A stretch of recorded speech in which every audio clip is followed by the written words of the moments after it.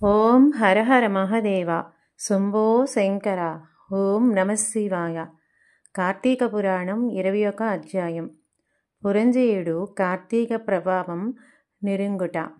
ఈ విధంగా యుద్ధమునకు సిద్ధమై వచ్చిన పురంజయునకు కాంబోజాది భూపాలకులకు భయంకరమ యుద్ధం జరిగింది. ఆ యుద్ధములో రధికుడు రధికునితోనూ, అశ్వసైన్యుడు అశ్వసైనికుతోనూ, గజసైనికుడు గజసైనికుతోనూ, పదాతులు పదాతి సైనికులతోనూ, మల్లలు మల్లయుద్ధ నిపులతోనూ, ఖడ్గ గద బాణ పరశువు మొదలగు ఆయుధాలు ధరించి ఒండోరుల ఢీకొనుచు, హంకరించుకొనుచు, సింహనాదముల చేసుకొనుచు, శూరత్వ వీరత్వములను జూపుకొనుచు, బేరీ దుందుబులు వాయించుకొనుచు, శంఖములను పూరించుకొనుచు, ఉభయ సైన్యములను విజయకాంక్షులై పోరాడిరి.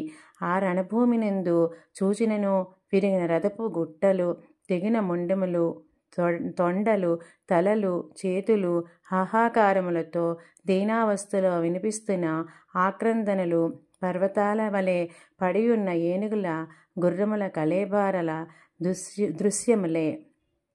ఆ మహాయుద్ధమును వీరత్వమును జూచి చచ్చిపోయిన ప్రాణులను తీసుకువెళ్ళడానికి దేవదూతలు పుష్పక విమానంపై వచ్చిరి.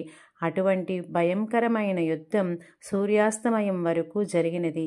కాంబోజాది భూపాల సైన్యం చాలా నష్టమైపోయెను. అయినను 3 అసౌహితులైన పురంజయుని సైన్యము నెల్లా అతి సాహసముతో పట్టుదలతో ఓడించినది. పెద్ద సైన్యమున్నను పురంజయునికి అపజయమే కలిగెను. దానితో పురంజయుడు రహస్య మార్గమున శత్రువుల కంటపడకుండా తన గృహానికి పారిపోయెను.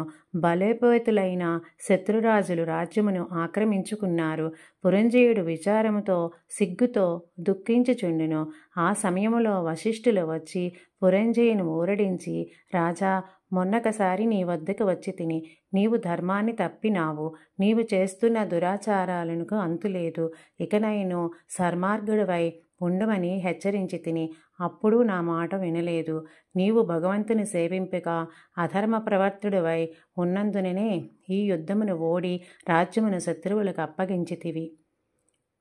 ఇప్పటికైనా నా మాట ఆలకింపుము. జయాపజయాలు దైవాధీనములని ఎరింగుము. నీవు చింతలో కృంగిపోవుట ఎలా?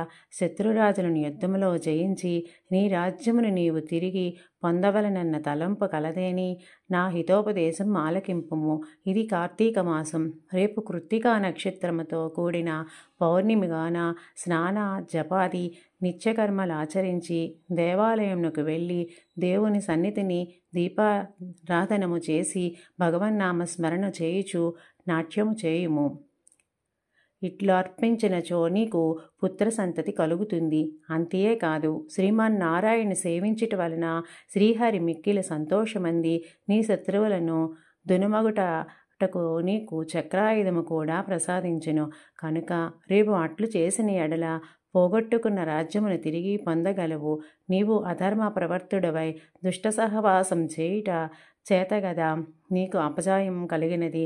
కాన లెమ్ము, శ్రీహరి నీ మదిలో దలచి నేను తెలియజేసినట్లు చేయు అని హితోపదేశం చేసెను.